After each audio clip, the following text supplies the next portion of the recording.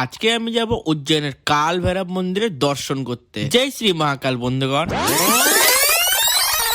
সারা রাত সারা দুপুর না ঘুমিয়ে ভস্মারতির রেজিস্ট্রেশন করে দুপুরবেলা একটু টাইম বের করে আমি চলে গেছিলাম উজ্জয়নের সাইট সিন ঘুরতে। এইটা হলো গণেশ ভাই পুনে থেকে, আর এইটা হলো কিরণ ভাই, ইনিও পুনেতে থাকেন। রাতে করিডোরে দেখা হয়েছিল এদের দুজনের সাথে। দুপুরে আমরা তিনজন রেজিস্ট্রেশন কমপ্লিট করে একটা অটো রিজার্ভ করে সাইট সিন ঘুরতে বেরিয়ে পড়লাম ভাই।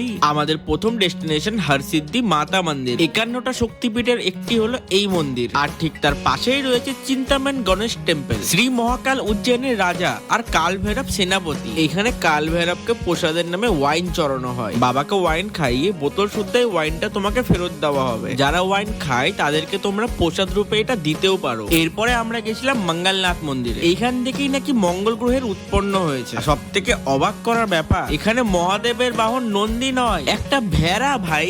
যাই হোক গাইস, সাইট সিন শেষ হলো। আমার দেখা সব থেকে বড় করিডোরের ভিডিওটা আমার ইনস্টাগ্রামে আছে, যার লিঙ্কটা আমি নিচে দিয়ে রাখলাম।